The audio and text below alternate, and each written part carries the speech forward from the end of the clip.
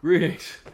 Well, before I say more, I was watching the news this morning, and I see that the 5.2 earthquake on the Hamakua coast by the Waipio Valley was national headlines, and yes, we're fine. We're fine. That was the biggest shake I felt since the 6.9 when Pu'u'o'o stopped erupting here. It's in an odd location, this one. I'm not used to earthquakes up there near the Hamakua coast of that magnitude. It's generally a sleepier area. The Kohala volcano and Mauna Kea are both, they've been both sleeping for quite a while. So, and they're the closest volcanoes in proximity. We'll assume that it is just the island going about its natural settling process, because the island is not hooked to the earth, the seafloor, as some of you who are geologically savvy happen to know. The whole island sitting on layers of black sand and lava. It's kind of like ball bearings between two tabletops, and the island moves because of it. We're not hooked. So, another curious fact about life, geology here in Hawaii. Perhaps if there's a volcanologist out there that listens, you might be able to put a little more insight on why we had the big earthquake up the Hamakua coast. Nobody said much about why it could have happened yet. So, but land here is different. Yep, it's real different, I'll tell you that. Anything you think you know about real estate, gardening, farming, forestry, and so on and so forth that you learned on the mainland, it probably doesn't apply too well here. Everything is quite different. And the other news I saw this morning was all about selling land in Hawaii. So there's record numbers of people just flocking in here and buying property. Now, Oahu got hit real hard. I think a median price on a single-family home now is right around $1 million, depending on where you're at on the island. Over here, it's not quite as bad, but I haven't seen anything like this since maybe back around 2006, somewhere in that vicinity.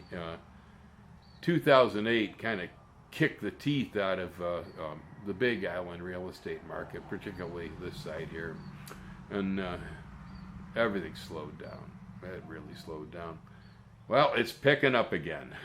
It's really picking up. They now say that the Kona side, you really can't find a house much for less than about 800 thou over there.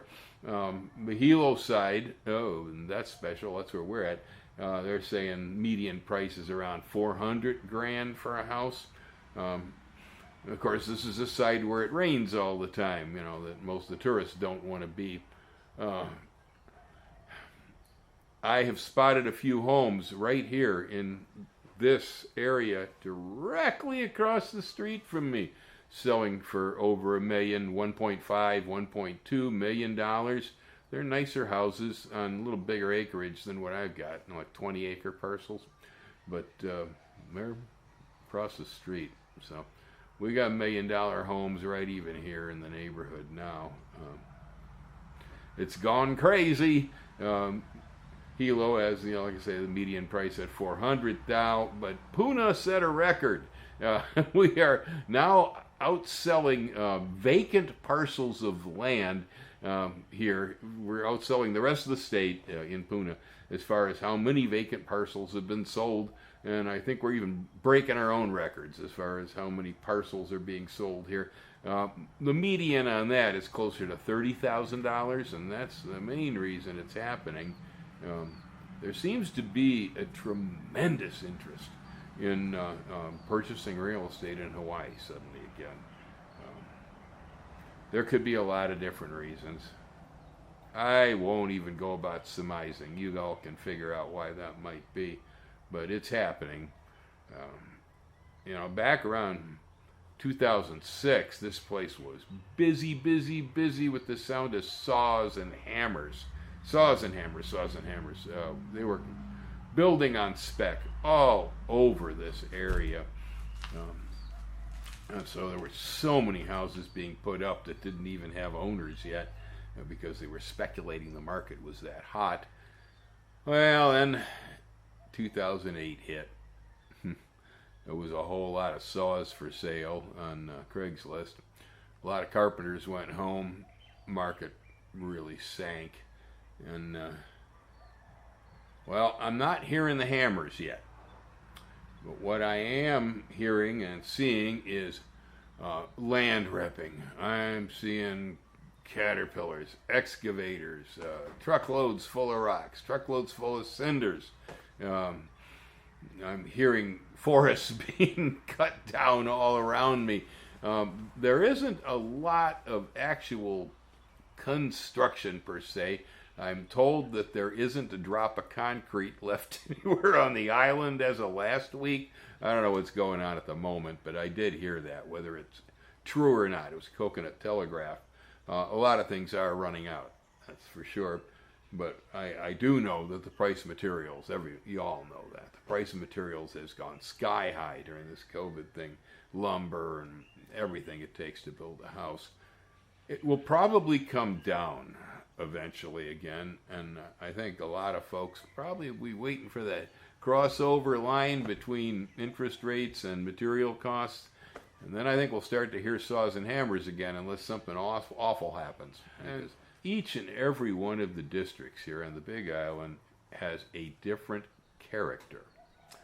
They're really different from one another. I mean, it couldn't be on one single 4,000 square mile island. It's kind of amazing how much change there is from one side to the other. Part of it has to do with the trade wind flow and the moisture that comes in on the east and the rise up of the mountains. Our mountains go up dramatically. This is one of the few places on Earth where you can go from sea level to nearly 14,000 feet. 13,870, I think, is right, and back again within a matter of hours. You can blow your eyes right out of your forehead with altitude sickness on this island if you try that one. So the size of the mountains really controls the weather here on the island. We're actually in a climatic band on Earth here. The tropic that we're in, Cancer, is generally desert, and the Sahara crosses across this. Generally that's desert, but because of where Hawaii is located, right in the middle of the ocean, we do happen to sweep water in on the eastern sides of the islands as the clouds move this way and they rise up. The western sides, drier, generally sunnier. The east side of the island here is pretty much rainfall even year-round, roughly. It's not exact. We're in a drier spell right now, too, but the Kona side is distinct. It gets its rain in the summer, and it stays dry mostly through the winter. It's the Mediterranean tropical climate. You go up to the far northwest in Kahala, and, well, they don't really get rain. They're on the other side of the rain shadow there from Mauna Kea and from Kohala Volcano. And you get towards the western side, the coast over there, that's dry. That can be like as little as 6 inches of rain a year. Just off the other side over the Waipio Valley, they get about 360, one of the wettest places in the U.S. Yeah, we have the wettest city of its size in the United States is here in Hilo, 120 inches of rain. These are all things that you may not expect. We have pretty much permanent icy conditions on the tops of the mountains here, so we got about 9 climatic zones on one island that we would ordinarily see on the whole planet Earth. You'll see 9 out of 11 of them here on this island, from the tropics up to snowy conditions and frozen soil. That's weird. Most of us live down. Most people on this island are living from 4,000 feet and below. Actually, the majority of them are under 2,000 feet. It's warmer down here. You get under 2,000 feet and you're in the bottom zone of the island, and so bananas and papayas and things like that grow. Um, you get above that, and depends on what grows. So yeah, it's very different. In a lot of the island, there is no soil, as you know it. The landscape's too young. We're the youngest piece of land on Earth, and so most of the stuff that folks from the mainland would know about the soil under your feet, like that you can put a water well in and find water, that don't exist easily here either. Water keeps going down through the lava of the islands until it hits sea level. And so if you're at 2,000 feet, you're going to have to put a pipe 2,000 feet in the ground to find water. If you're at the shore, it might bubble right out on you. But you get up this way, and pretty much every foot of elevation is going to tell you how many feet your well casing would have to go down. So generally, we don't make wells on this island if you're not hooked to the county wells and near the main water sources. Then you're going to have to catch it from the sky. That's a switch, isn't it? So as you start looking around, especially in Puna, because we have some of the lowest land prices in Hawaii over here, and we have a lot of room yet for a while. There's quite a bit of space. And so it's drawing people in. And you're going to find a whole lot of stuff's weird here. Sometimes there's land you buy, it doesn't have any roads. It's got access, technically, deeded maybe, a way you could get in, but there's no way in. You'll find that a lot of land on the island is on private road. Sometimes that's nice. A lot of times it's not so nice, because if it's got a homeowners association and people don't want to fix the private roads, then they go to heck, and it's always an argument, who owns the roads and what are you going to do with them? So you end up with a road going back to your property just destroyed. Some of these roads are they're horrible. You need a Hummer to get down some of it. That can happen here. It's a rainforest jungle. If you start development, you start cutting anything down, look out. That's all I can tell you. Because if you have something that's kind of a mature setting on the property, which down here, the cheaper real estate, most of what you're going to find on it is weeds. We have lots and lots and lots of weeds below 4,000 feet. You get above 4,000 feet, and there's some fairly good native vegetation in places, especially in the national parks and such. But below 4,000 feet, the island's been severely degraded from natural things like lavas and fires, okay? But there's also been agriculture. There have been cows, there's pigs destroying the landscape. Imported plants has been some of the worst too. We have plants that spread everywhere. And so I hear folks all the time, coming to me and say, well, I don't want to go in and disturb the natural environment. And I'll look at them and go, what natural environment? Yeah, it's kind of a natural environment, I guess, but it's just weeds. And it's mostly all weeds. Majority of the plants that exist there are trouble plants. They're plants that you will wish were dead sooner or later once you become familiar with them. They all have problems, one sort or another. Very few of any weeds that ever got to this island that are anything that you really want to continue to have around your living space. And so usually, unless the place had been well planted by somebody previously with desirable plant material, you're going to find everything that's there naturally. It's pretty much garbage. Gunpowder trees which crack and fall on your head, albesias which do the same thing, and every time the wind blows fall on your house and car. The ohia trees are native here, and we love ohia trees, and it's a very sad thing, and they are over the entire island. They're not a weed. They'll perhaps be on property you might look at here. But they're dying. We have rapid ohia death going around the island, 2 different funguses being carried by a beetle. And it's probably not stoppable. Few ohioas I had on the property here have succumbed. They're dying. They're dying everywhere. On the Big Island, at least in Puna, if you have a large growth of ohias, expect to have a large bill of removal unless you're a good chainsaw guy yourself, because you'll probably be taking them down. You can't make any money on them because you can't legally move them because of the disease. They don't want it spreading. So wherever you drop them, you got to use them right there.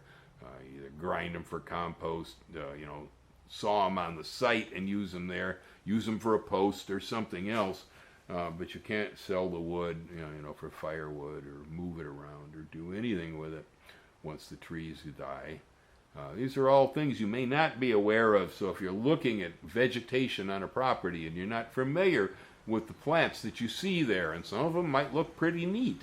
So, it'd be gingers growing and stuff. Even Coster's Curse is kind of pretty to people who aren't familiar with it. I ran across a lady one time who thought Miley Pilau was a lovely plant. Oh, they call it Pilau for a good reason. Stink Miley in English. Anyway, yeah. So I had a gentleman the other day talking to me about how he'd gone and instead of ripping the pahoehoe, these are probably two terms you may not know either if you don't live here. Pahoehoe is a form of lava. It's a harder form, smooth, ropey. Looks like the top of a pan of brownies. It's not very foamy.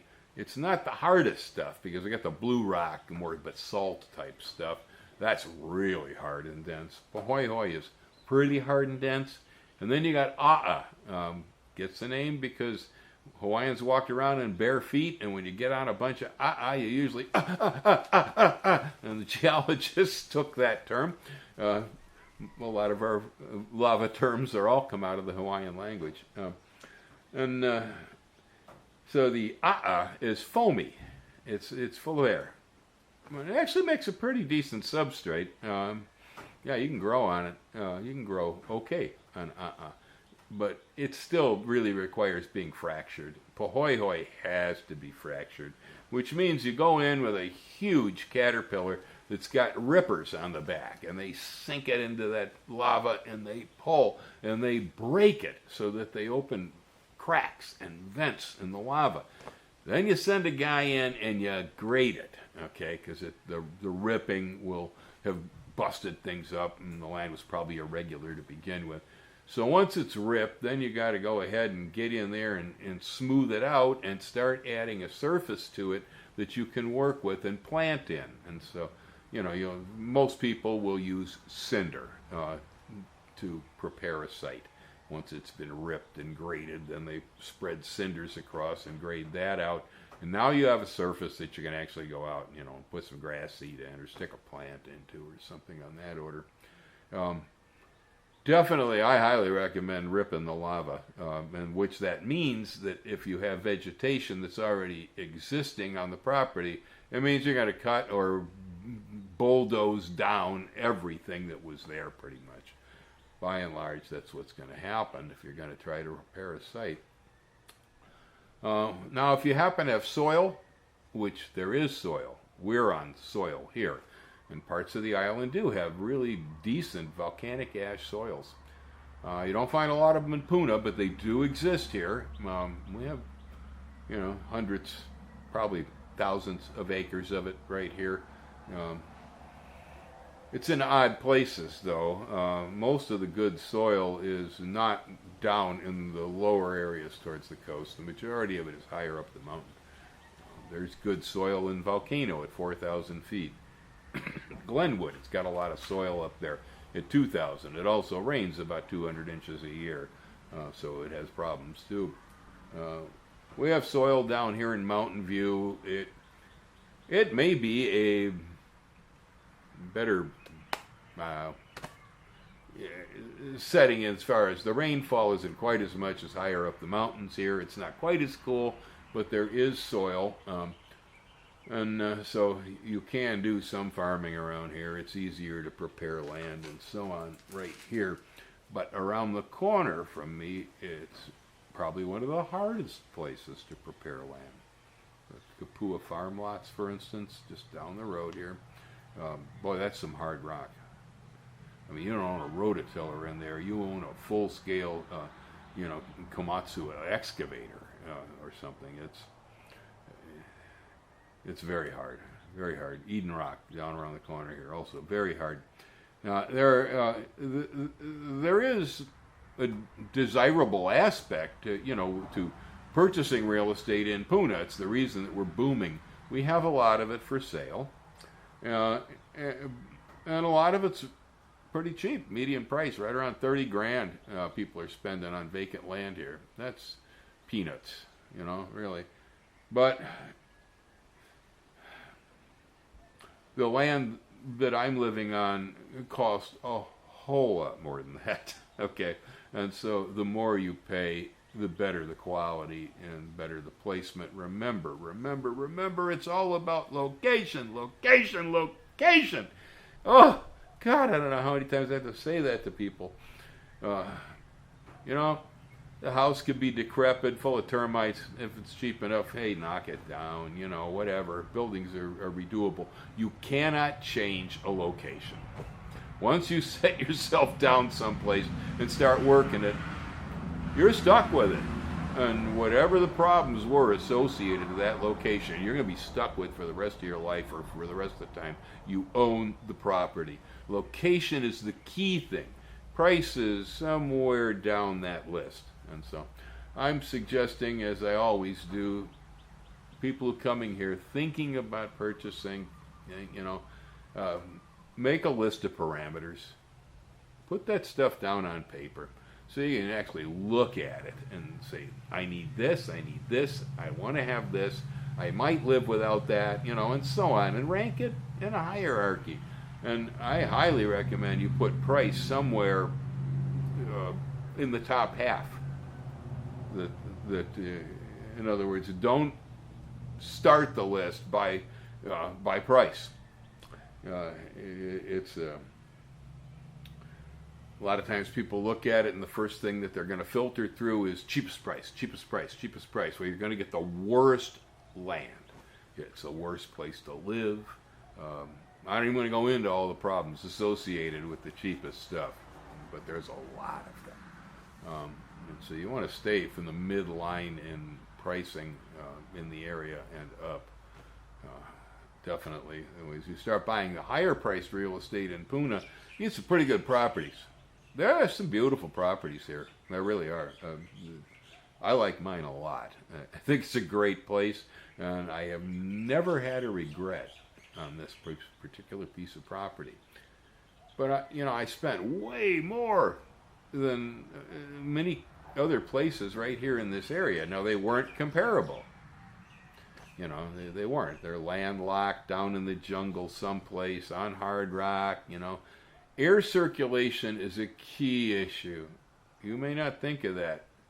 It's major. When you live in the tropics, bad air circulation, like when you're down someplace and there's a lot of forest and stuff around and you can't look out, you're trapped in there. When the air doesn't move through with the trade winds, you're going to get buggy. You'll start seeing an awful lot of mosquitoes build up, so they will plague you when you get out in the yard. You'll see a lot of mold problems. We have lichen that grows on window screens here. We get mold grows on everything. It's very humid. And as long as the air is moving, it's comfortable. It's bug-free. I hear no bugs. The air is moving here right now. I don't know if you guys can see it in the camera lens, but it's usually always moving here at least about 3 miles an hour. I'm wide open to the east to the trade winds, and generally somewhere between 3 and 7 miles an hour, we have a steady breeze that moves through this property. It not only cools it on a hot afternoon, it really makes it pleasant, but keeps the bugs down, keeps the mold from growing, even keeps the kitties happy, huh, Gracie? Huh?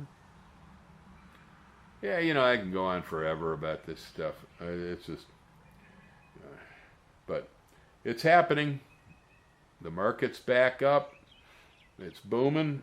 I don't see any reason why it's going to go down anytime soon. So you can expect whatever you remembered about price here on the island last year ain't going to be the same anymore. It's going to be up. So if you want it, you're going to have to pay the price to get it. That's going to happen. I expect, once the price of building materials comes down, that we'll probably start to hear a lot of hammers swinging. People are buying real estate. They're going to do something with it. They're not just going to let it sit here. I'm a little surprised, I guess. Not a lot, since I love this place. It's a great place as far as I'm concerned. One of the best places I've ever been.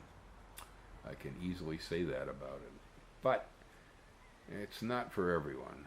And that's what surprises me. And so I don't experience this restlessness of needing to go somewhere, find a better place, and so on. So I don't get island fever, which is something that can happen to you here. In a way, we're kind of trapped here. It's a lot of water, man, between here and Mazatlan, Mexico. That's a lot of water. There's even more between here and L.A. And, Tokyo is a lot of water. You're out in the middle of nowhere when you're in Hawaii. And there's no, if things went nuts, for some reason we stopped shipping, shipping containers couldn't come through, boy, you see a lot of shortage. Most of the stuff we use here comes from somewhere else. And so it's a dependent type of a weird situation. You can only get off of the place by a boat or a plane. That's about it. You ain't going to swim, that's for sure. And that affects a lot of people. I see a considerable amount of people. That maybe you can come here for a couple of weeks on vacation and you're good with it. But the idea of actually being here full time that way is kind of weird. Prices for a lot of materials are going to be way higher than what you remember in Kansas City. Boy, oh boy. So there's a lot of things would surprise you as far as how pricey they are. Yet there are other things that would surprise you as far as how cheap they are. Our local fish is very reasonable and excellent. Oh man, if you like fish, you're in luck. Here, our local beef, it's not all that cheap, but it's really good. Stuff like that. Produce locally being purchased from the farmers markets, the local stuff, that's very reasonable usually. On the other hand, you go shopping in Safeway and it gets pretty expensive. Depends on what you're used to. Fast food restaurants like McDonald's, chain restaurants, they can be kind of expensive here too. So a lot of things that you're used to. Having a freeway, no freeways, being able to go to Wisconsin on vacation without getting on a jet. Ain't gonna happen. It's a whole lot of stuff. Takes a bit of getting used to. Anyway, aloha. Thanks for listening as usual. I felt the motivation to say something about our real estate market again for a change. So, y'all hang loose. And I got a feeling I'll be seeing you soon because, wow, people are coming here in record numbers right now.